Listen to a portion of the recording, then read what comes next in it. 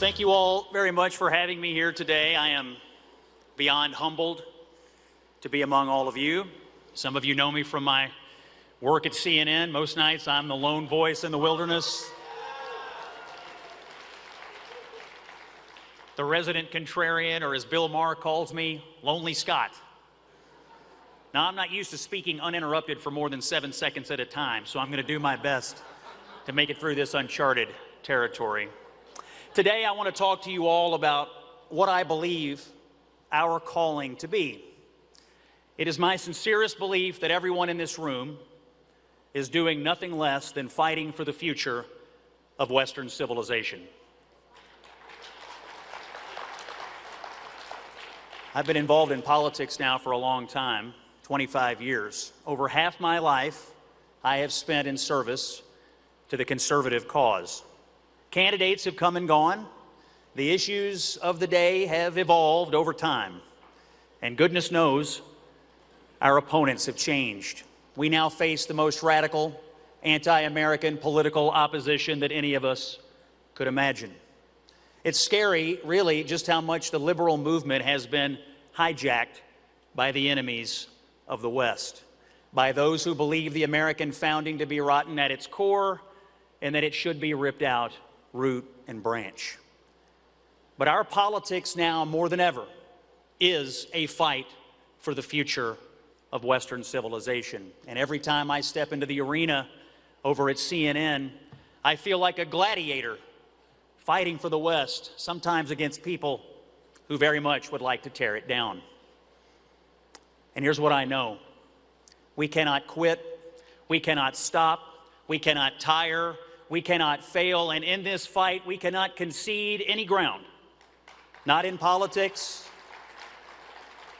not in education, not in business, not in culture, and especially not in the media. We are on the front lines of a fight that will determine whether our children and grandchildren will grow up in a world where the values of Western civilization persevere, or whether they will grow up in a world shrouded in darkness under ideologies and belief systems that are the very enemies of human liberty.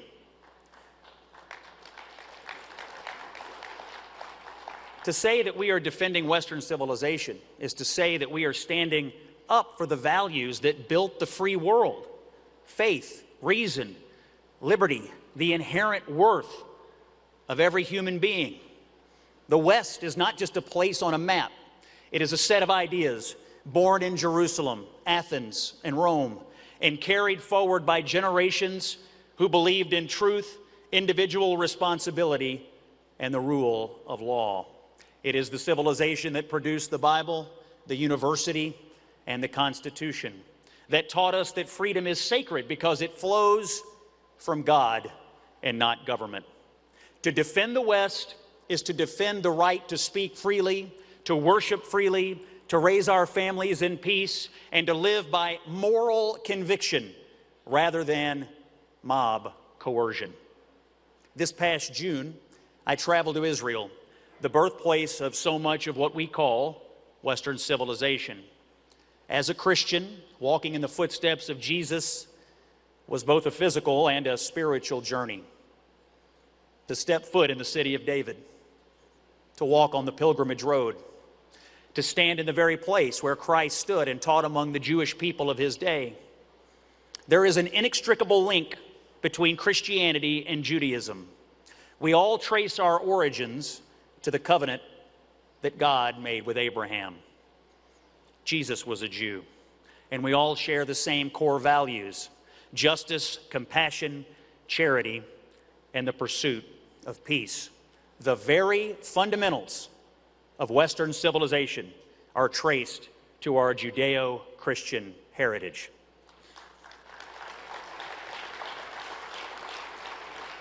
Now, my trip to Israel refreshed my faith and strengthened my resolve to defend the West against its sworn enemies like never before.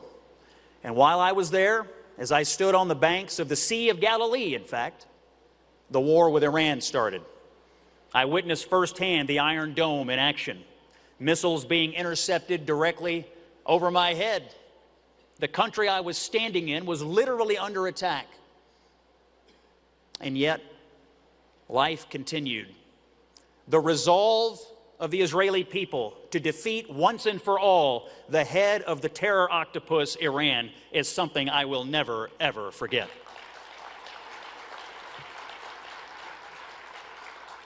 Their resilience, their courage, ladies and gentlemen, that was civilization refusing to bow to barbarism. I visited Kibbutz Nir Oz near the Gaza border, one of the communities ravaged on October the 7th. I walked through what remained of homes where families were murdered, blood still on the walls, the echoes of shattered lives still hanging in the air. I stood at the site of the Nova Music Festival where young people at the doorstep of their adulthood were hunted down and slaughtered. Unspeakable atrocities were visited upon defenseless people, the full truth of which is still hidden from most in the West. There is no rationalizing this barbarism. There is no justifying it. What they did to those people, to the girls, it is hard to fathom the pain and the suffering and the glee of those who inflicted it. I spoke to the survivors, people who lost everything, friends, family, their very sense of security, people who hid for hours as the terrorists went door to door. And you know what struck me is the disconnect between what I was seeing with my own eyes and what I'd seen in the Western media. The victims told us the truth. The evidence is undeniable. The barbarism was absolute. The people of Israel, the Jewish people, were treated in ways that would or should offend anyone with a single shred of human decency. Yet, when I returned home, I watched as that truth was twisted, minimized, or simply ignored. I watched as the victims became the villains in a grotesque inversion of reality. I watched a full-blown propaganda campaign unfold with the full weight of one political party and nearly the entire corporate media establishment behind it. Now, some of you know I wore this yellow ribbon on TV every night for 2 years.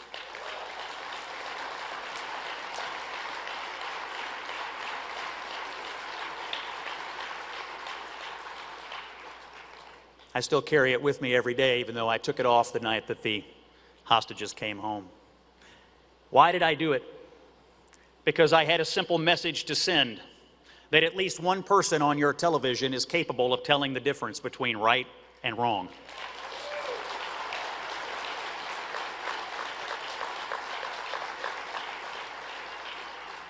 And that's why I need to speak out today, plainly and with no reservation, to condemn in no uncertain terms the attempts by some to hijack the conservative cause and even storied conservative organizations for their vile purposes.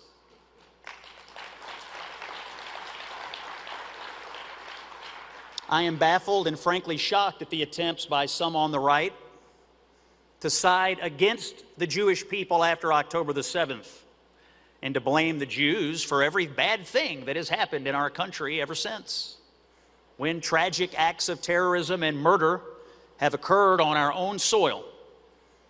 Even the murder of Charlie Kirk. We have heard some voices on the right rush to insert the latest Jewish conspiracy theory to explain it. For our Republican leaders, let me make a suggestion. Do not pussyfoot around this. Do not play footsie with it. Do not look the other way. Do not fear losing the support of a hateful band of brain-addled anti-Semites.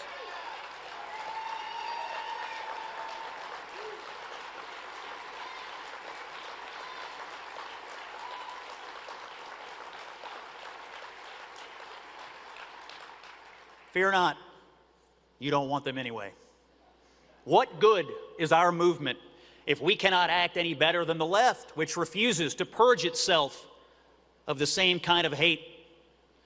Now, this nation led the free world against the forces of darkness not that long ago, relegating the ideology of anti-Semitism to the dustbin of history. I humbly submit to all conservatives today, perhaps it's time that once again we took out the trash.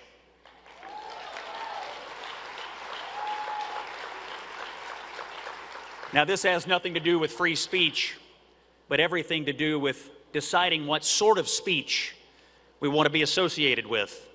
Oh, you'll hear them say, oh, well, we're just criticizing Israel, the government.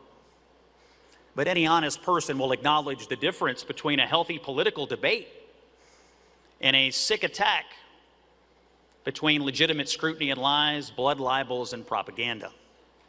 Don't let the "we're just criticizing Israel" crowd get away with it. You can criticize from a place of love and shared values, but this isn't that.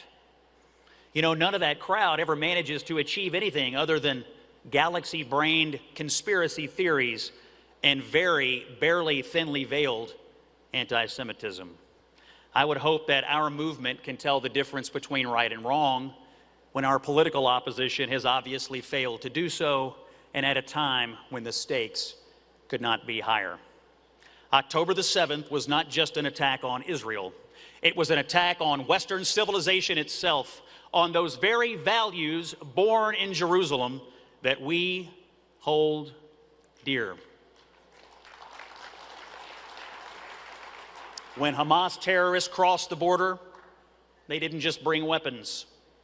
They brought with them a worldview that rejects everything the West stands for: freedom, pluralism, and the basic right of Jews to exist in their ancestral homeland. They filmed their atrocities. They called their mothers to brag. They took hostages, including Americans, and paraded them through the streets as crowds, supposed civilians, cheered. This wasn't warfare. This was savagery. This was barbarism at war with civilization itself. And the world's response, within weeks, we saw protests, not against Hamas, but against Israel's right to defend itself. We saw deranged anti-Semites tearing down posters of the hostages in city after city. We saw university campuses, supposedly bastions of enlightenment and reason, become hotbeds of anti-Semitic hatred. We saw Jewish students barricaded in libraries while mobs pounded on the doors. We saw entire portions of campuses occupied and marked off limits to Jewish students. We heard professors teaching their students to hate the Jews and to throw off the yoke of the true oppressors: Israel, the United States, the West. Education without virtue leads to chaos, and truth without courage dies in silence, and that is exactly what we have seen on too many college campuses. Now, this past May, 2 Israeli embassy employees were murdered on the streets of Washington, D.C. On Passover, a Free Palestine radical burned the Pennsylvania governor's mansion while the Jewish governor and his family slept inside. And in Colorado, as my friend Guy Benson has put it, the Free Palestine movement transitioned from burning American flags to simply burning Americans. The message from these enemies of the West is clear: silence yourselves, or we will do it for you. And in New York City, home to more Jews than any city outside of Tel Aviv, we have Zoran Mamdani running for mayor. He won't condemn Hamas. He won't say they should disarm. He calls Israel's self-defense genocide. He says the trouble with 9/11 is Islamophobia and some subway inconveniences for an aunt who isn't really his aunt. This man wants to run a city where over 1 million Jews live, and he cannot bring himself to condemn the terrorists who filmed themselves butchering Jewish families. Think about it. The would-be mayor of New York City refuses to condemn baby killers because it might upset his base. He says he opposes any state with religious hierarchy. Really? Name one Islamic nation that he has questioned. We'll wait. It's only the Jewish state that he has a problem with. Only Israel that shouldn't exist. Only Jewish self-determination that is illegitimate. He learned it from his father, Mahmoud Mamdani, the Columbia University professor who says, we're thinking about this all wrong, that it's the Israeli people who are the oppressors and that we need to think differently about, get this, suicide bombers. Rather than stigmatize suicide bombing as a mark of barbarism, he says we need to think of the bombers as soldiers. In short, the Mamdani family legitimizes terrorists while seeking to delegitimize the state of Israel. And they do not stop there. They believe America is rotten. Mahmoud Mamdani wrote, and I quote, "The United States is the outcome of a history of genocide, ethnic cleansing, official racism, and concentration camps." Mahmoud Mamdani argues that for the Nazis, America and President Lincoln were the inspiration for their genocide. You can boo. You should boo. And you should fear what comes next. Zoran Mamdani says his father played a, quote, massive role in the way that he sees the world. Lord, help us and pray for the people of New York City. This is not simply progressive politics. It is the world's oldest hatred dressed up in a new suit. When terrorists murder Jews, Mamdani hems and haws. When Israel defends itself, he finds his voice. That's not leadership, that's cowardice. When given a choice between civilization and barbarism, he has chosen barbarism. When given a choice between New York's Jewish constituents and the hateful mob, he has chosen the mob. These are the people who want to tear down the moral and spiritual inheritance of the West, who see Jerusalem not as the wellspring of our values, but as the source of all oppression. During my trip to Israel, I visited the Western Wall. I stood where millions have stood before me, Jews and Christians alike, at this sacred site that represents thousands of years of faith, persecution, survival, and triumph. Jerusalem, Athens, Rome, the three pillars of Western civilization. And there I was, a kid from Dawson Springs, Kentucky, standing at the heart of it all. I thought about the miracle of Israel itself, a nation reborn after 2,000 years, a democracy surrounded by autocracies, a country that turns deserts into gardens while its neighbors turn gardens into deserts, or worse. And I thought about America's role as Israel's indispensable ally, not just because of shared interests, but because of shared values. And those values that teach us freedom is sacred, not because it comes from government, but because it comes from God.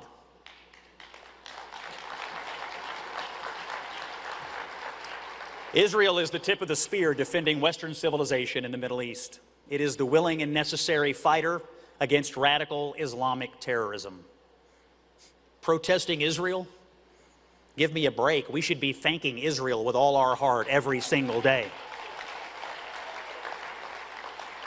The same people trying to destroy Israel would gladly and willingly destroy the United States of America in a heartbeat.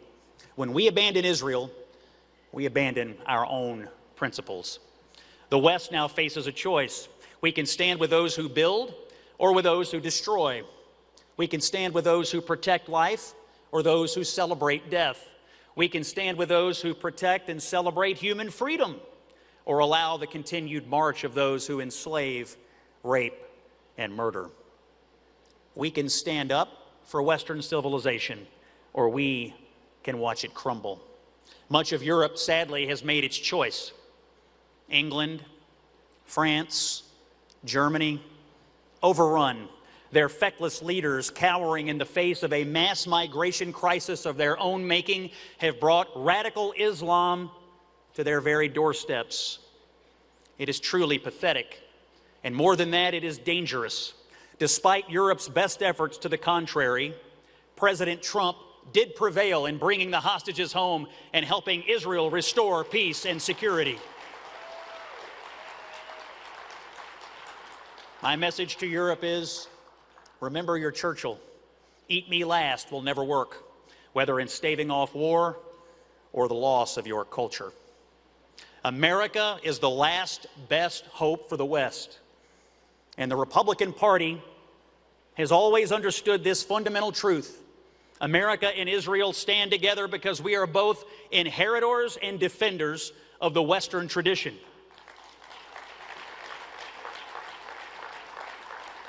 Those who hate Israel hate America. Those who want to destroy the Jewish state want to destroy the West itself. That's why President Trump moved our embassy to Jerusalem. That's why he recognized Israeli sovereignty over the Golan Heights. That's why he stood up to Iran instead of appeasing it. The decision to strike Iran's nuclear facilities was a righteous decision, and you can draw a direct line to the hostages being released and the possibility of peace in the Middle East because of it.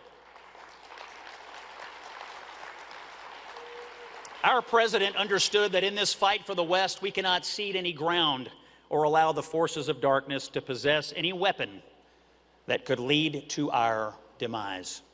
Give this man the Nobel Peace Prize already, for goodness sakes. I have 4 boys, 16, 12, 10, and 8, and when I think about their future, I don't just want them to grow up in a prosperous nation. I want them to grow up in a good country that believes in truth, individual responsibility, and the rule of law. A country that knows the difference between good and evil, that stands with its friends, especially when the spirit of the age demands otherwise. And a country that inspires us to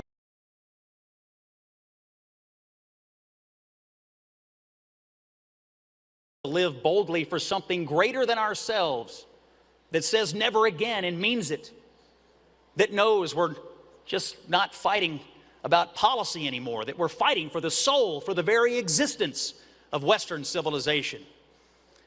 We're fighting for the radical proposition that free people can govern themselves, worship as they choose, and live in peace.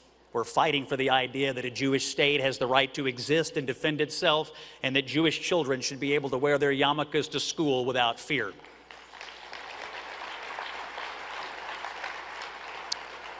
We're fighting so that people know that Zionist isn't a slur, but a statement of belief in the Jewish people's right to self-determination. So, as I close, let us remember that defending Western civilization is not an act of nostalgia. It is an act of stewardship.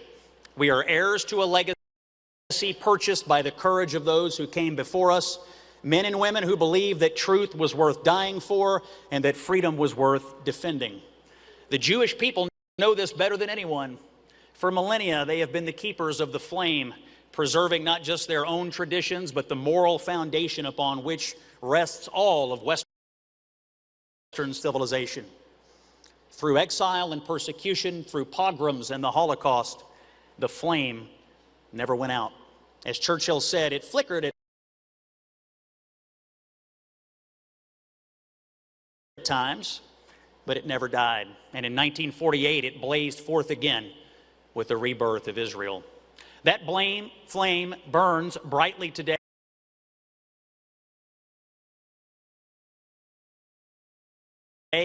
in the courage of Israeli soldiers defending their homeland, in the faith of those who still pray at the Western Wall and at the Shabbat table, and in the determination of every